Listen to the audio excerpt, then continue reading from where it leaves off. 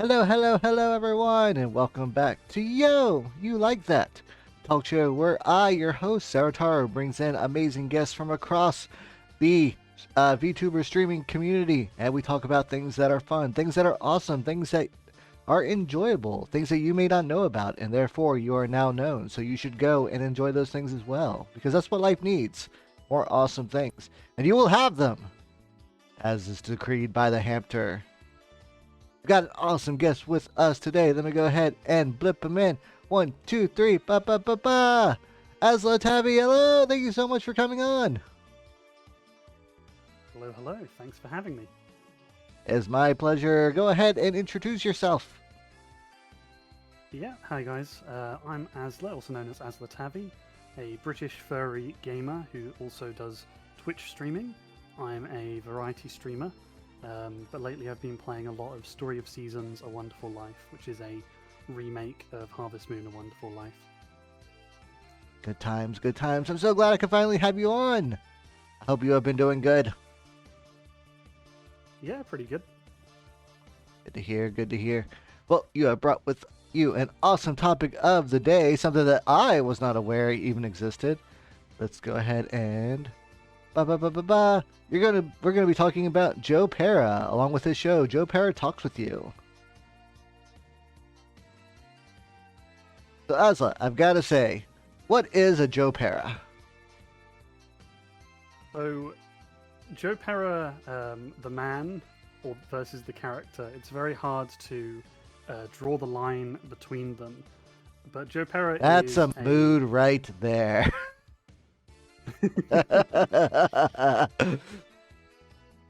To describe Joe Pera, he's a Midwestern living comedian who is just hella wholesome. The comparison I've often seen drawn is he's like the Mr. Rogers of our time.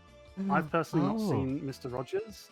I don't know if it was a big thing over here in the UK, but I can kind of see the comparison being made. Interesting. I never actually thought about that. Yeah. If, what would be like the Mr. Rogers equivalent for the UK? So I'm sure it's probably something. Yeah, but of course we'll be talking about Joe Pera in the context of the show. So within the show itself, he is a choir teacher in a middle school. He lives in a small town in the Midwest, and it's a very slow-paced but wholesome show. The episodes are not too long; they're about 10 minutes each. And to describe his character, he's a gentle, polite person who's just really fascinated by the mundane, I would say. And the show is, I'd say the show is about his enthusiasm for the ordinary things, which is just really wholesome and nice, but also the interaction between his worldview and the worldview of others. And that's kind of where the comedy element comes in. It's a very, very subtle comedy. It's not like sitcom, laugh track comedy. It's not in-your-face comedy. And I think what's interesting about it is it was a show on Adult Swim, right? Yeah. And so you associate Adult Swim with shows like BoJack Horseman, Rick and Morty, all these kind of crazy, obscene, shows. And then just this show, Joe Pera Talks with You, trundles along, and it's something completely different. And I found it to be really special. Yeah. No, when you first showed me, I was completely blown away because it was in the HBO Max section of Adult Swim, and I was like, oh, okay, so it's gonna start off really quiet, and then it's just gonna be jump to something stupid, crude and violent. But no, it was actually just like you said, really wholesome, and the description you gave, a fascination and appreciation of the mundane. Holy crap, does watching this show make me kind of appreciate the little things so much more. Absolutely. It sounds boring as a concept, so I think that the first episode is Joe talking about coal. Talk about rocks! Yeah! Rocks in general. It's iron, but then he's thinking about other stuff as well. And it's okay, well, that doesn't sound very interesting. But he makes it work. Yeah, yeah. Just to give like everyone kind of like a description of the first episode, it starts off like it's gonna be like a documentary because he's so soft spoken. Where he's like he talks about like rocks and in the general area and kind of like how they're formed. And then all of a sudden, like a family comes in wanting to look at his house because they confused a for sale sign that was nearby. So then it becomes this conundrum of does he sell his home to a family that looks like they really needs it when you thought he was gonna be talking about rocks. Well, yeah, he didn't put the sign there, so he's this kind of person. He's asking himself about the moral conundrum. If a sign is outside of your home, should you honor it or not? Is it morally right to do it? And so he's like showing this family around his home, like because he feels obligated to do it, and he's asking his friends about what to do.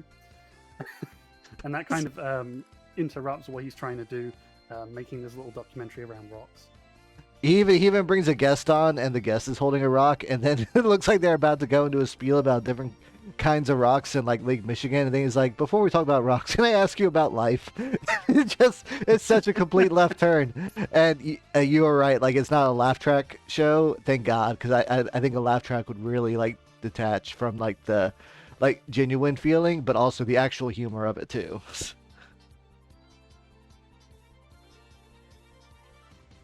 Yeah, absolutely. So there's just a lot of episodes that cover all kinds of different topics. There's one episode where he talks about breakfast. So a lot of the episodes I have in mind will be around like the first season because the second season explores more story elements, and we can talk about that a bit later. But he just talks about breakfast, and he's like. He's like, wow, sorry for the enthusiasm. It's just breakfast is an endless world of possibilities. And he goes through speaking to different people in the cafe, and they're all asking him, what are you going to have? He's like, I don't know just yet. And learning about different people's breakfast routines and groups and stuff like that. It's so fun. Like it really almost like makes you remember. I feel like one thing that we all kind of like forget, especially post COVID, is that we do live in like a community. I mean, unfortunately, we live in a society, but there are people around us that are also like experiencing life, and sometimes it's kind of good to share that kind of like small stuff with other people. Talking about COVID, I think that there's always that thing that comes along right when you need it. I don't know if I saw this during like COVID or if it was a bit later, but it was one of those shows that after watching it, I felt like it came at like the right time. I needed something that was a bit slower paced, a bit more routine, something that celebrates the mundane, something that kind of restores your hope in humanity, but also makes you laugh a bit. And I Yeah, found it almost like a shower for the mind. I found it quite refreshing. that is It's really definitely. strange because this is the problem we're going to have today, Zarataro, is we're trying to describe something that's very hard to describe. There are like episodes on YouTube you can freely watch, but it's very much the feelings that the show gives you that makes it special. But also the concept being so unremarkable. It's really amazing that it lasted for as long as it did. Yeah, you showed me it was like 3 seasons or 4 seasons. I forget. It was 3 seasons in the end. It did get cancelled by Adult Swim, I suppose, in the end. But Joe Perry's still around. He's doing other bits, and who knows? Maybe it'll come back in the future at some point. I gotta say, 3 seasons on Adult Swim is nothing to like laugh about. Moral Oral barely got 3 seasons. What kind of show was that? It was like a claymation show about a young child that lives in a very like Catholic, I think, town. Who's kind of coming to terms with with the fact that adults and faith aren't quite as wholesome and the solve all problem that he's been like led to believe. Yeah, that doesn't sound like what I'd expect from Adult Swim, so it's probably in a similar category Yeah. of just being a bit out there. How did you first discover the show? Like, were you just like randomly channel surfing, or did you see like a clip? So I originally discovered the channel, and I think this was actually the start of Joe Pera, like in the form we found him. It was a video called Joe Pera, I think, Talks You to Sleep, and it's an animated one. He's kind of sitting in his living room, the fire's going, maybe it's raining out. He's got his little dog Gus there, and he's just talking to you about random stuff. Like he'll talk about baseball diamonds. He'll talk about the history of barns. Like he'll show you a bunch of barns and talk about how interesting they are. Just the mishmash of different things. And I remember seeing it, and it's got that kind of uncanny, jarring Adult Swim look to it, like the kind of animations. You know what I mean? Like Robot Chicken, stuff like that. So I kind of thought it was going to be. I thought it was going to be something different to what it was, and then when I realized it was like sincere, I was like, "Who the heck is Joe Pera?" Because I guess that's the question you get when it's like when the guy goes, "Hi, my name's Joe Pera. I'm here to try and..." You think, okay, who are you? Like, because like the Joe Pera is so central to the show, and I think that the animation is what led to the show being, from what I remember. I remember doing a lot of like reading and listening to various bits and bobs, and I think that he did that animation for Adult Swim, and then he and maybe some other people proposed the show to them, and they got the go ahead, and that's really when the show became a thing. Yeah. It wasn't the first thing that Joe Pera did. He's involved in lots of other smaller, obscure pieces of work, and you can find a bunch of that on his YouTube channel. But I think Joe Pera Talks With You is really the discovery for a lot of people of who he is and what he's about. Oh, for sure. Like I'd never even heard of him till you showed. Well, first you showed me the Christmas tree, like news segment, and then you showed me some episodes, and then I was like, okay, yeah. I'm down. Yeah, for sure. And the interesting thing is that, from what I understand, he is very much like that. You know, in other work he does in real life. Maybe he's not a middle school teacher who lives in that specific town. You know, he's got a relationship of his own and things like that. But in terms of his character, soft-spoken, wholesome, interested in the mundane, and just all-around nice guy. From what I understand, he's exactly like that, and I couldn't find much that contradicts it. Oh, that's good. Always good to know that the person that you're actually watching like isn't actually like a total scumbag behind the scenes. No, you know, to an extent, it's an act, but I think the person is not an act, and that's what makes him interesting.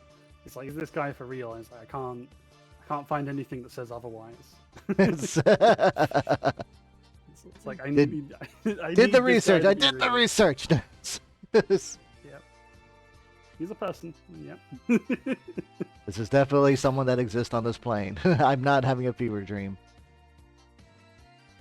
Yeah. So, anyways, well, we lost track a bit. So yeah, I saw the YouTube video, and that's what led me to look at the show. And then I liked it so much that I ended up buying various episodes on Amazon. It's a bit of a weird one because it's distributed by HBO, so it's actually kind of hard to get over here. So you can only get in the UK the first couple of seasons by legitimate means. It is so crazy. I have friends in Canada that can't like barely get anything off of like HBO, Warner, Max, whatever they want to call themselves anymore. It's Discovery squared over 2. Oh, business. Yeah, but no. But we've gone over like some of like the like kind of like how the show works and what's like attracted to it. What are some of like your favorite aspects of like that you kind of like noticed throughout the whole season?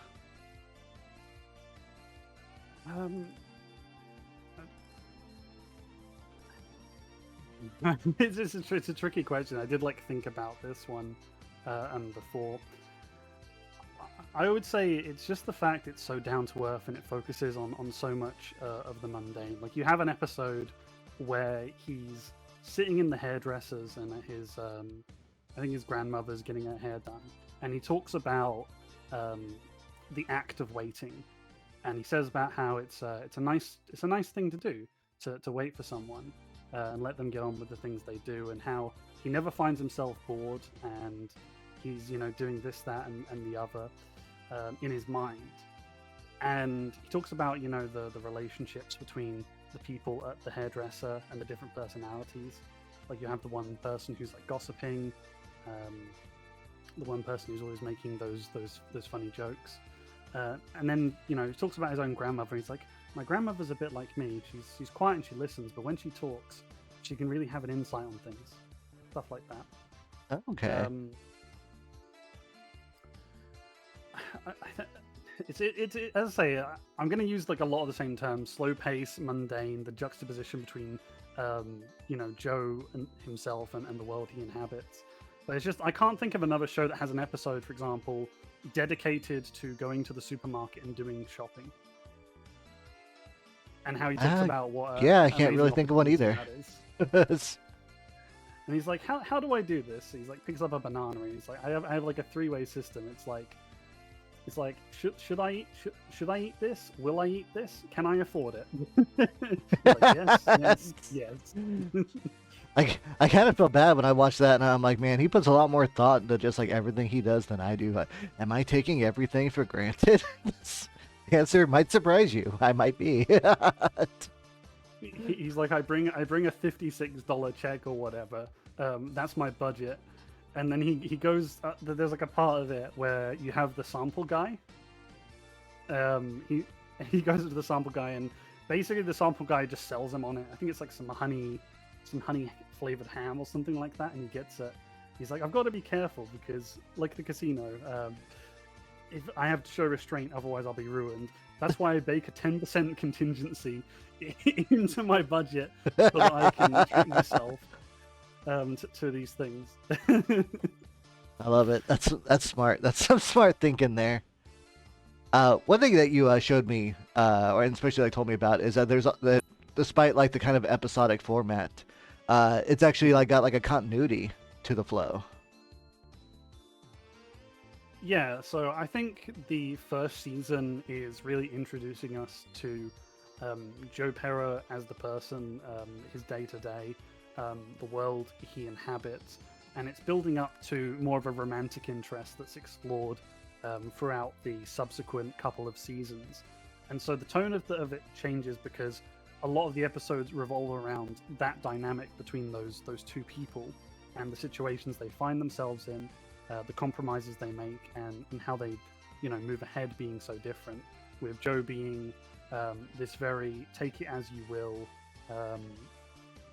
not naive, but seeing the good in everything and not really worrying about too much, not needing too much, and his love interest, who is very much afraid of the world collapsing, is getting stressed out by the news, doesn't deal too well in like social situations because they're kind of like a survivalist kind of person, and you think, okay, these two people are not going to work, but it does end up working. And in between that, the girlfriend of Joe ends up appreciating more who he is, in terms of his ability to slow down and appreciate the mundane and not worry about the bigger picture, while Joe gets to think about the bigger picture in his attempt to try and understand her better. Okay. Oh man, I can't wait to get to those later seasons because that sounds really wholesome. Like a lot of sitcoms. I was gonna say a lot of sitcoms have the whole like will they, won't they, and it becomes this thing where it's like once they kind of get together, like a lot of the magic's kind of lost, right? Because the dynamic of the will they, won't they is where a lot of their like outlandish personality kind of comes out, and then once they get together, at that point, there's just like almost like suffering with each other. And you don't want people to just like suffer together. You want them to actually try and like grow and learn. And that's why a lot of like the anime I watch really frustrates me because it never actually has adults trying to like just like do a relationship. It's always about high school drama, and it makes me so mad. Yeah, you won't see anything like that in the show. I think one of the episodes he's got a student who was like, I don't know, it's really specific. Like it is so slice of life. Like she had a bag of chips and she was handing them around. He told her to put it away, and she said bullshit or something like that, right?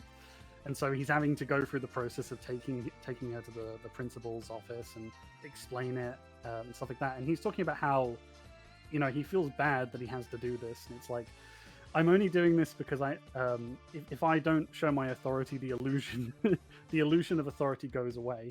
Oh no, he knows the game too well. Exactly.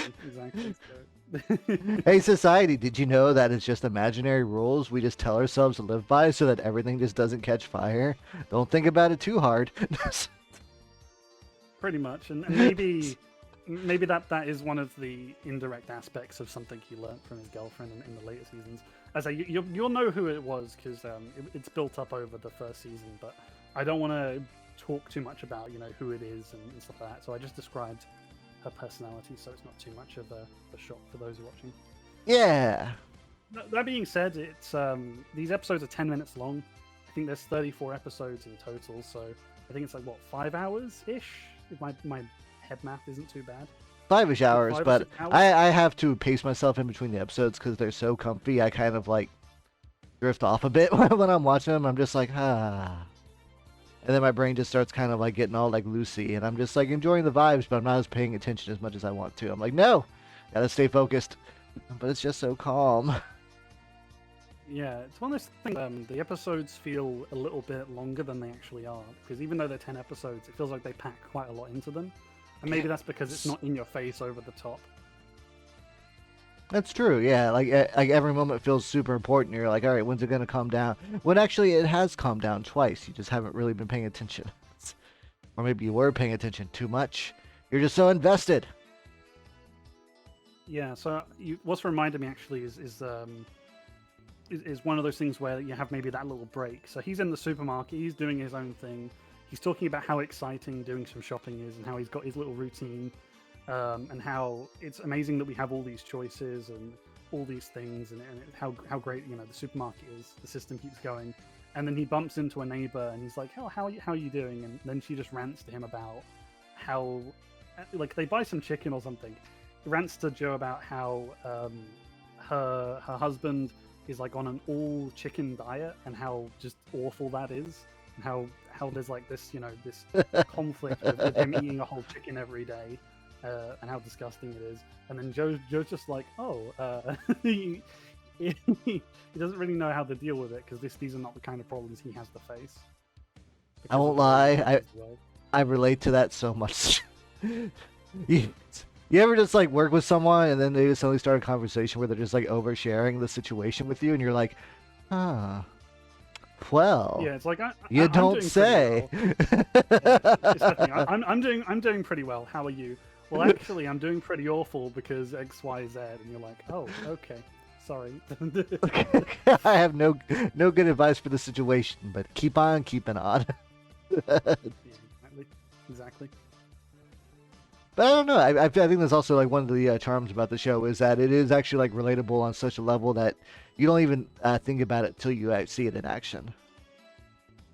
I think the relatability is interesting because it's a show that is quite distinctly American, and one of the things I hear when I was just kind of looking into it after, because I'm like, I don't know if you've ever been so obsessed with something, you just kind of want to know everything about it. You want to know all the lore.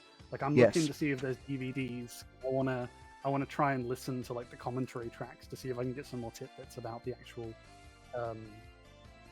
show itself. And the thing that they say is that it's really representing the small town Midwestern culture, and how that's not really represented in a lot of American media. And I found it interesting that I found myself relating to it as someone who's not American, certainly not Midwestern, certainly not even in a small town, because I come from such a big city. Yeah. Yeah, something about it just kind of appealed to me. Something about it made me feel at home. Maybe it's just because there's something just such a small... When you have a show that's like based around a small community, you start feeling as if you're part of that community. Like, me watching Joe Pera has made me understand like about Lake Superior and what interesting geography you guys over there have around that area. Yeah, no, it's true. That makes a lot of sense. There really isn't a lot about the Midwest. Sometimes I worry that the people in the Midwest almost feel separated from everyone else, because all you ever hear, at least where I live, whenever people talk about the Midwest, is whether there's like a storm or a fire or an oil spill, or like you never hear it's like anything like cool or fun or like decent happening over there. It's always like a tragedy, and it's like there are people living good lives there. Why can't we have some stuff about the good stuff that happens, and not every time that the country's on fire? Yeah, and there's people talking about how they can't keep their eyes open when they're having their school photograph taken. He's just like, and then the scene after, he's like, I'm not too worried about my photographic legacy. Honestly, I don't think I need Grim at all. I'll just quietly, head on. I'll be perfectly happy with that. And it's like, whoa, that's deep. If that advice was on a fortune cookie, it would have saved me so much stress back in high school. Absolutely. Joe Perry, he doesn't seem like the type that does like stand up or anything, but you said he's done like some like kind of like not indie projects, but kind of like low attention projects. Oh, he's absolutely rooted in stand up. So Oh, he is. He has been regularly touring the US. I think he was touring Ireland most recently, and maybe parts of the UK as well. And I was kind of kicking myself at the thought that maybe he was in one of the cities near me, because I would enjoy seeing it. And yeah, his stand-up is the same way. It is him, being kind of awkward old manish, and telling just really wholesome jokes. I think you can find some stuff on YouTube where he's talking about just how cheap like McDonald's is or something random like that.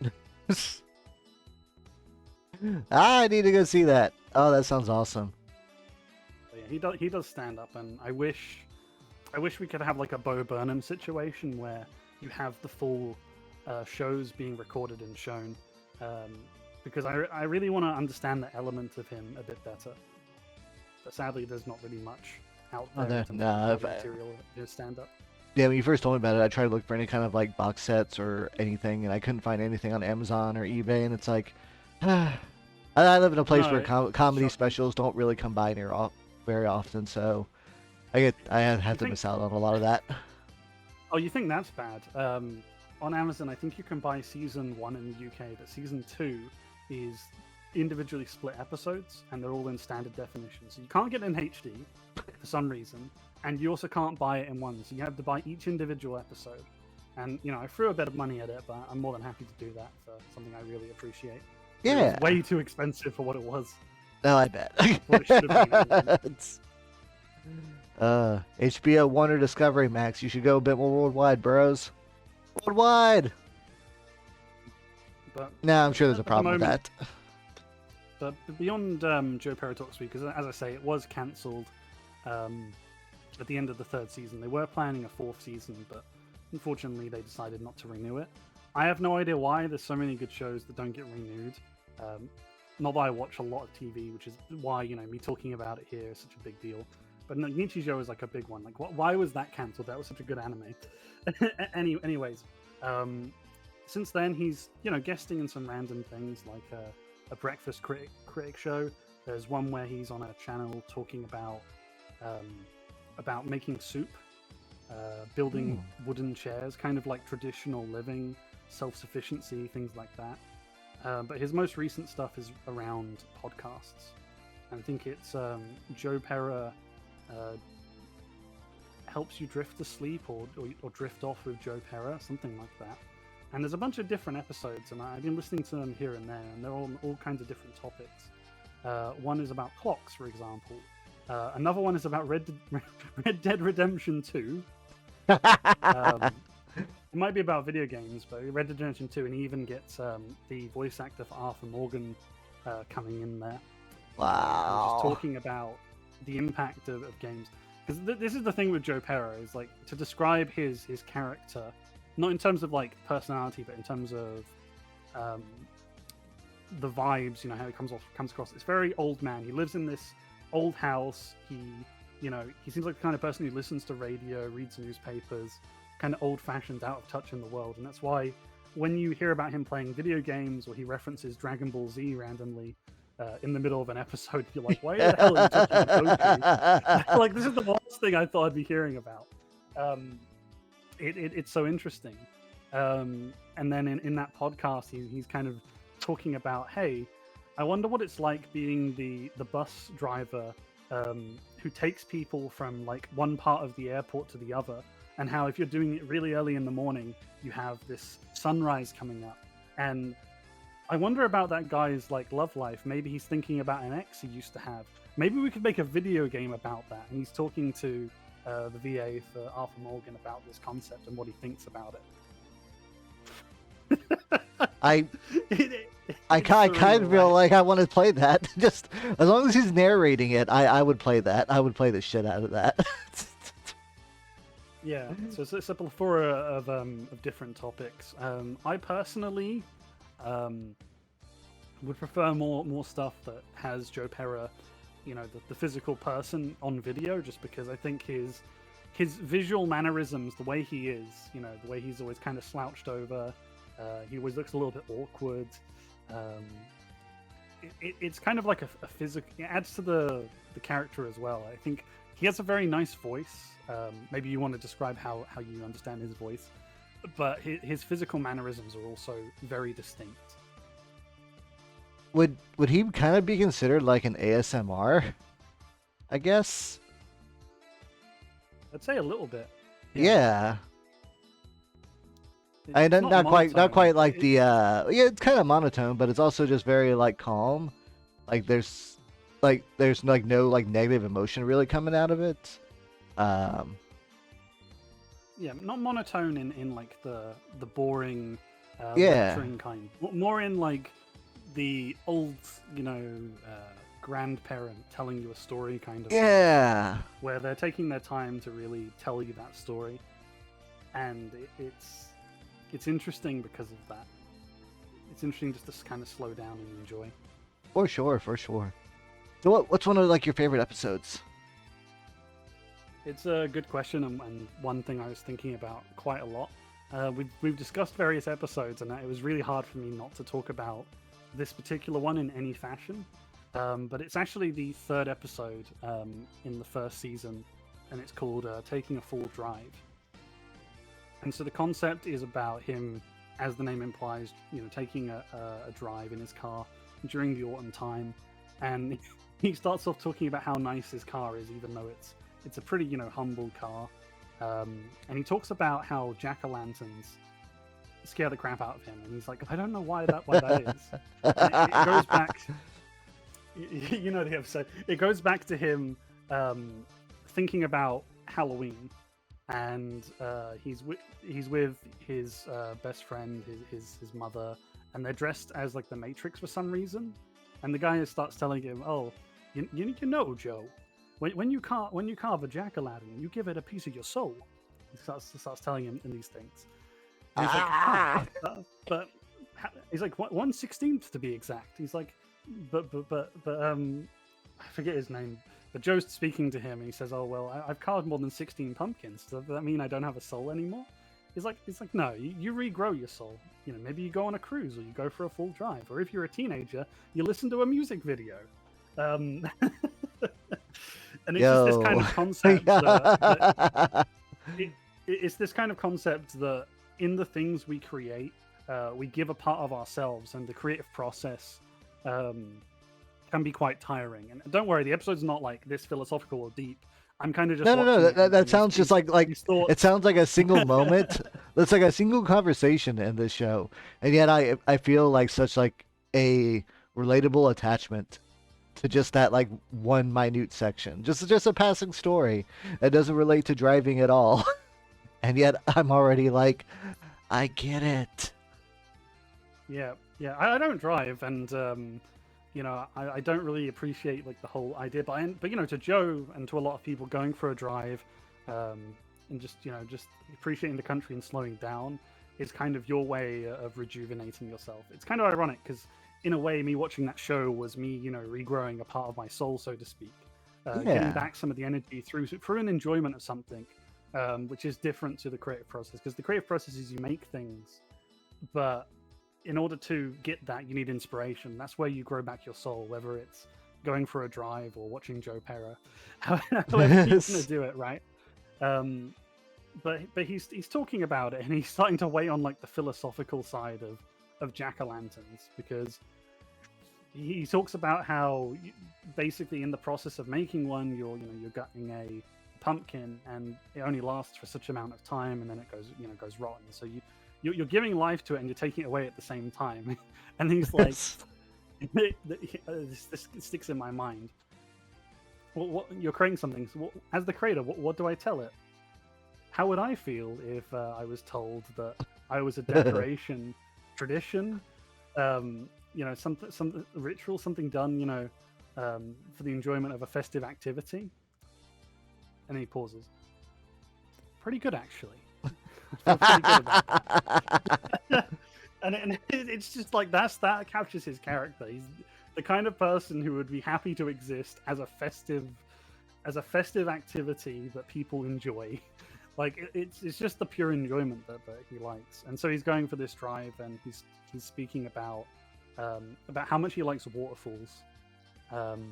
And he says, this pumpkin, I want it to go in the way that I would like to go myself. And one of the things I would like to emphasize, and this was particularly noticeable in the first season, all of like the music in Joe Pera, and I regret not knowing the name, but I think it's made by a specific person or a specific few people, but it's all made for the show.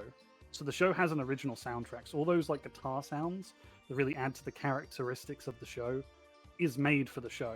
And so Full Drive is like one of my favorites because of the music. And maybe it's one of those things, like smells and sound help us remember things. The episode I remember just because I like the music so much. And so then you get to the climax of the episode at the end. He's regarding the pumpkin, the thing he's created. He's looking at the waterfall, at the river, and then he puts it onto the river, and it flows off, and then down through the waterfalls. And I don't know, it's just little things like that. He talks about how, because I watched the episode a bit earlier today, just to kind of remind myself. He talks about how much he likes waterfalls and how many there are in the Michigan area, and how he'd have to see like five or six a year, and then he'd be able to see all of them before he dies at the age 85. It's just so specific and just so great as well. Also, there's that many. Holy crap! Guy does his research. Some of you would admit they're merely rapids, but he adds that point. Like that's another that's the comedy in some sense. He'll be showing like the episode I said he talking about barns. He's like, here are the barns from Pennsylvania, and then just kidding, these barns aren't from Pennsylvania. They're actually from not something that you would really care about.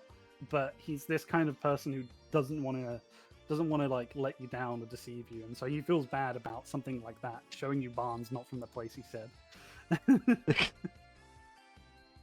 Oh, it's so heartwarming. Oh man, he's just a precious cinnamon bun. Absolutely. I mean, I couldn't come up with a podcast concept to talk about soup for a while, but there you go. There's an episode out there for soup. Not related to Joe Pera Talks With You, but like you get what I'm trying to say. Yeah, no, definitely. It's very hard to separate the choir school teacher from the man himself, because both of them have this interest in a little bit of everything, and both of them are taking things pretty easy. Oh man. I think one of the podcast episodes he was talking about how the newspapers there were talking about a recent visit by Joe Biden, and how he couldn't help but look at the newspaper and see "Welcome Joe" and think this is the Ireland greeting me. Maybe I'm not Joe. Just kind of the idea of it. That he visited at a time when all the newspapers were printing "Welcome Joe." Like, hello. It's like, oh, well, thank y'all. That's very kind. I think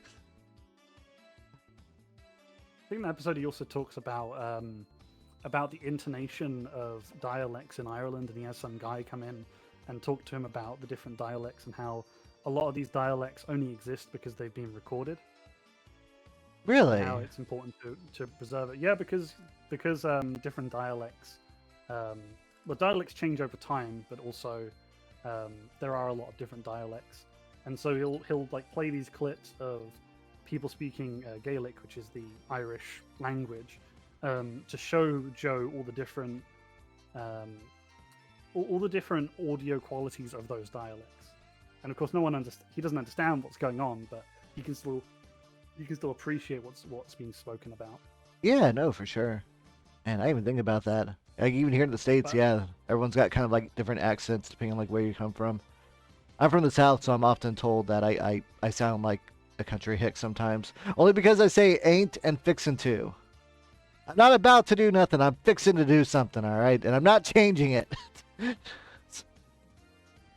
I think the probably fact sound that there crazy. is like 6 times the amount of Americans versus British, that in the English-speaking internet, everything's dominated by American culture. So because it's such a mishmash, I think it's actually harder as a foreigner to really distinguish different parts of America, because my experience of America as a country, as a culture, comes from the internet, and the internet basically covers everywhere. Oof. So, Also, what's the I difference mean, between the South and I the was gonna Midwest? I say don't America really. doesn't look good enough from the inside. I can't imagine how the internet portrays it from the outside. Well, it depends on what part you look at, and we're talking about a good part of it today. Yeah, Midwest. I Go appreciate crazy. this is me like talking about stuff I like, but I'm kind of curious what moments or what episode resonated with you. I still haven't seen that many, so I'm still kind of like perusing through it. Um, Hmm. I think in the breakfast one, whenever like he's meeting like the different like people, Uh huh. and like everyone's kind of got like a nickname and a personality. I felt very wistful because when I was younger, like right out of college slash like late high school, I had like a crew, like a group of friends that we were all like still like hanging out, like getting together, and I was like the genuine kind one. There was the funny one. There was the abrasive one. There was the one that was good at everything. There was the one that tried to be good with the ladies, and it was really fun because like all of our personalities would kind of like clash. But then as we got older, either like relationships or just like differences just kind of like broke us apart. And now it's like, I go out to eat somewhere and it's kind of like I miss all those kind of like Denny's trips at like 3 in the morning with my gang. I I didn't mean, you think can about it, so I experience saw it. that. Yeah, and Joe's like, "Hey, can I go with you guys?" He's like, "Sorry, Joe. It would break the delicate balance of all these different, personalities."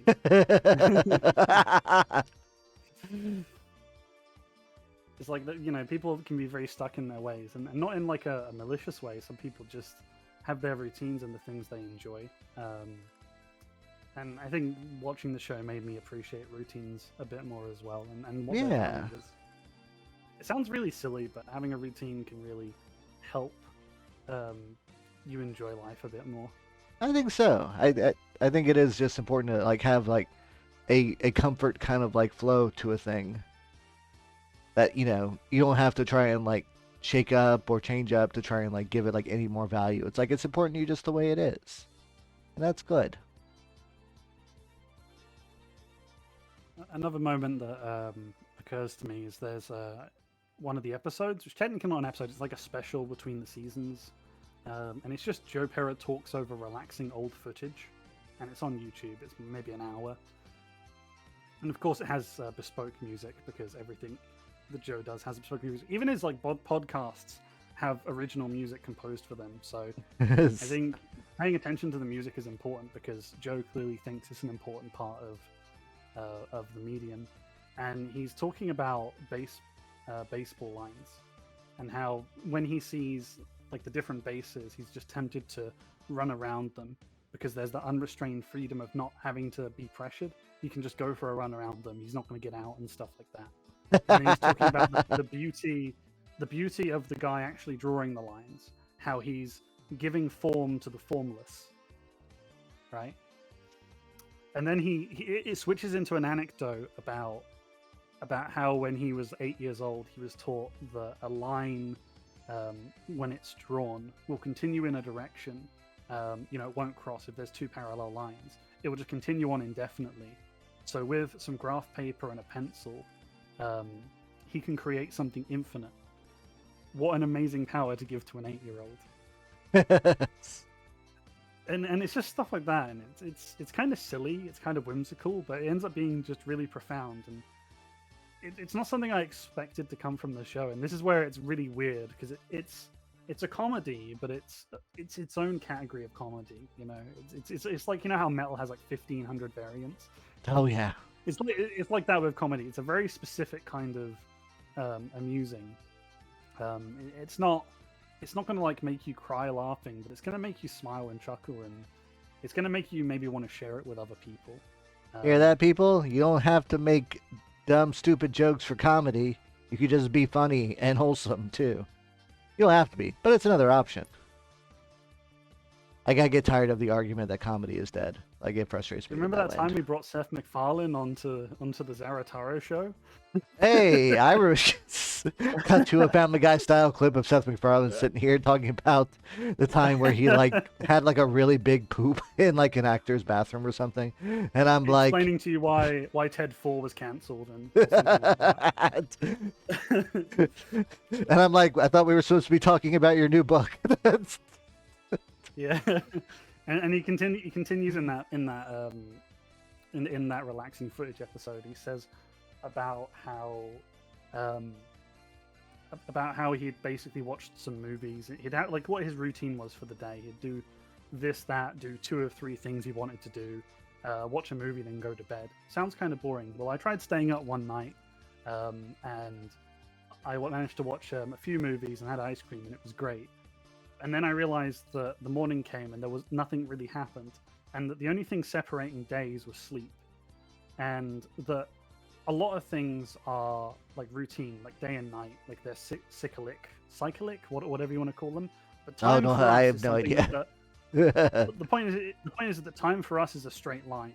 It's an infinite. There's nothing really breaking it up. It only seems to be broken up, and it's also a line that doesn't last forever, right?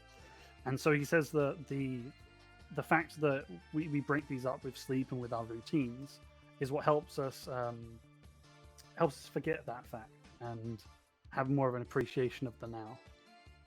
And that's another thing that sticks with me, because this is the thing. I've just spoken to you about this one part, and there's so many elements to it.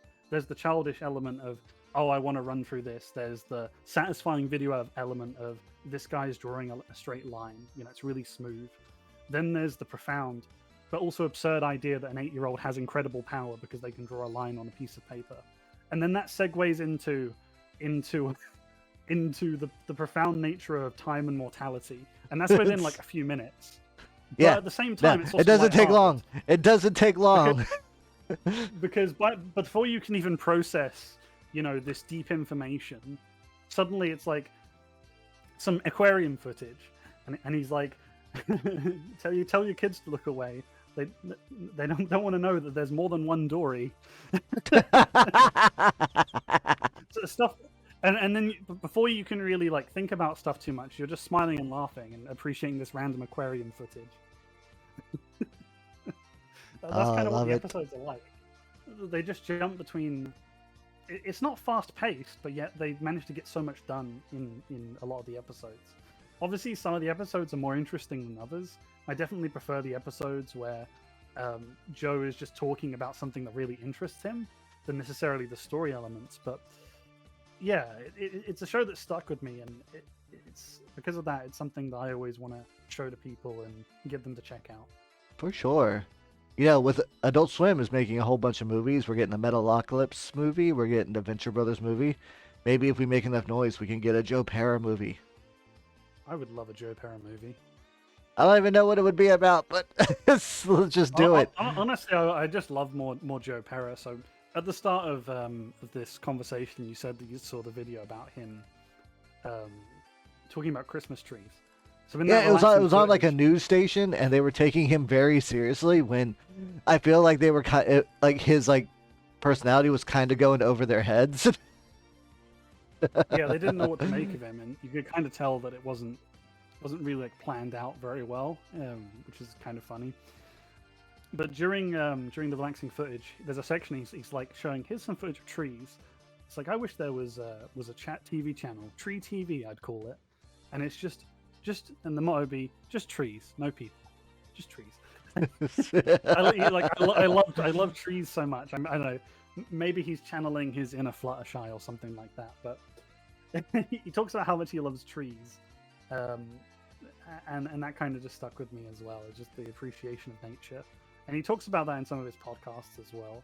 And it's a weird thing for me because he talks about the lakes, the forests, autumn, nature, growing beans, all these things. And in his video game episode, he also talks about how for a lot of people, we experience a lot of nature through these digital mediums because we're not necessarily doing it, and how that's still a valid form of appreciating those things. And he's like, playing Red Dead Redemption 2 can actually help you recognize animals species better, and it can also give you more of an appreciation of art. It's so deep, but it's also, you know, we talk about all these things. It's not complex. It's deep in a childish way. It's deep in the sense the wonder is deep. It's not deep in the sense of like philosophical axioms. Maybe it seems deep because we're so what's the word whenever like you're been like eroded down by life and adulthood. It seems deep because it's the emotional, it's the human experience, and it's very hard to describe a feeling or an experience using words. And I guess that's why, you know, throughout this, it's been kind of challenging to explain what the show means to me other than the things it's made me feel. I think that's a good like representation of it. Because that's why I bring people on the show, because I love hearing about stuff they like and what it means to them. It may not mean the same thing to everyone, but you know what? Even if just one more person watches it and says, I like this, then I feel like it will have been a good day. I think everyone should at least give it a try. My problem with a lot of things, whether it be anime like One Piece or Breaking Bad or whatever thing people recommend a lot of the time, it's like there's hundreds of episodes, there's thousands of episodes, each episode's half an hour long. I always like things where I can kind of watch an episode in 10-20 minutes, and where I know if I get hooked on this, it's gonna take over my life for like a week, maybe 2 weeks at most. I'm not going to be in this situation where I feel completely locked by that thing, because I'm one of these people that when I start something, I really want to finish it, and I enjoy the process of it, but it can feel like you're kind of locked in. And so it's kind of the blessing and curse that Joe Pera doesn't have that much stuff out there, you know? He's still relatively obscure, which is the interesting part. Like his talks with you really made people discover it, made him, you know, made a lot of people appreciate it. But right now he's kind of like John R. Dilworth, the creator of Courage the Cowardly Dog. Yeah. You know, he's still doing stuff. You know, he's working on this big animation project, and he's like documenting his YouTube videos like every day, like hundreds and hundreds of days of him doing it, because he wants to, you know, draw stuff on the paper rather than do the quicker methods, because he likes the art of doing it. You know, he's probably going to continue doing his own thing, no matter what. And you know, I'm kind of hoping that he has another moment like Dilworth had Courage the Cowardly Dog, or you know, he had Talks with You. But I do think it's likely that Joe Pera Talks with You will be like the main thing he's known for a long time, until more people discover him anyways. So that's why talking about it is so important. Exactly. If anyone has any questions that they would like to talk to us about, feel free to put them in the chat. Yeah, I'd be happy to answer any questions about myself or about the show. More than happy to do that. In terms of the show itself, you can find a few of the episodes online on YouTube that have been released for free. One I'd recommend would be Joe Pera Talks You to Sleep. There's both an animated one, and which was the first thing I spoke about earlier, but then there's also a actual episode as well, where he'll talk about how satisfying liquid pores are, for example, among other things. That's another episode that kind of stuck in my mind, just because it's so strange but so soothing. Yeah. And I really want Joe Pera to like narrate a game, like the Bastion. You know how it's got the narrator that like says things based on your actions. Like I want one. Choose your own adventure game. Yeah, maybe some kind of like that, but yeah, I just want him to narrate it now. Like that's a goal. Wonder how much it would cost if I could like Kickstarter a game just so I could get Joe Pera to narrate. Joe Pera audiobooks. I think there actually is just a YouTube video. This is the problem. Like when people are just kind of doing their own thing, they're doing their passion projects. Like there's him being featured on some channel that's like traditional, you know, building a wooden chair, all these kind of things. I'm pretty sure there's like a video of him just reading an old diary, and it's literally just a half an hour video of him reading a book. Yeah, I could see that. I can definitely see that. Oh man! So Asla, please tell us what you got going on. Where people make sure to follow him by clicking on his name in the title of the thing you are watching, title of the stream. That's it. What you got going on? What can people expect? In terms of like my channel. Oh Yeah, so, plug yourself. was a bit embarrassing, even though I'm kind of the center of attention right now. Yeah, coffee's just lurking. So I'm a variety streamer primarily. However, I tend to find things sometimes that I really enjoy. So right now I'm playing a lot of Story of Seasons: A Wonderful Life. It's a farming sim. It's a remake of Harvest Moon: A Wonderful Life. I've just been modding the heck out of that, to be honest with you, making texture mods, sound mods, all that kind of thing. So that's why I've not been streaming as much. I kind of just play what I want, to be honest with you. I've played Sam and Max, both Saves the World and Beyond Space and Time. Played Gen Fanard, some random like RuneScape inspired MMO. Played sports games like Snooker 19. Yeah, I just kind of jump between whatever I'm doing, and I enjoy it. Yeah. So make sure to follow and catch Asla's nice cozy streams about games that whatever he wants. Yeah, I mean, you would have described me as like a retro gamer before, because I would, at the time I was playing a lot of PS2 games and things like that, which is always weird to me, because like PS2 is not retro, because to me retro is like SNES and all that, and Atari and that kind of thing. But now I'm old, so right. You know, I always have to. I'm playing like a PS3 game. I'm playing like Sly 4, and they're like, "This isn't retro." I'm like, "Take a look at when Sly 4 came out." They go, "I'm so old." I'm like, "I'm sorry." Exactly, but yeah, whatever I'm playing, things tend to be pretty chill, pretty slow paced, and I'm very happy to interact with you in the chat. And I'm quite an engaging streamer. Yeah. I do say so myself. Definitely one of those fun streams you can hop in and actually like chat with the person playing, which is always good. Oh yeah, unless I'm playing like a rhythm game where it might be a bit harder, but yeah, Story of Seasons: A Wonderful Life is very chill. Heck, I even have like a trainer for the game, so I can run it so it plays a bit slower, because I think the days in the remake are slightly longer, slightly quicker than I'm used to. So I've even slowed down the game I'm playing just so I can. Yeah, one thing I noticed in Story of Seasons, like the days do feel faster than their GameCube counterparts. Interesting. Not just me then. I mean, it could just be both of us. I don't know. Like the new Story of Seasons, they do like quality of life stuff so that people can kind of like play it easier. And I assume one of the things is like making like the days a bit faster, but also making like stuff probably cheaper or sell for more, or having like less like land you have to worry about. But they probably have a couple different things that they've implemented. That's interesting. So you've not played A Wonderful Life, so I'm guessing you've played Friends of Mineral Town? Yes. Is it good? I like it. It's definitely it's inspired by like the original like Harvest Moon for like PlayStation 1, 64, like the Back to Nature series. So it's got all those characters, but like the land layout is like totally different, and it kind of like distracts me often because I'm trying to like do the thing I remember. I'm like, wait, no, this isn't the right area. Crap, what button's the map? I always keep forgetting. Yeah, this is like my video game nerd actually moment. So Friends of Mineral Town is actually a remake of the Game Boy Advance Friends of Mineral Town. Whoa, what? I did not know that.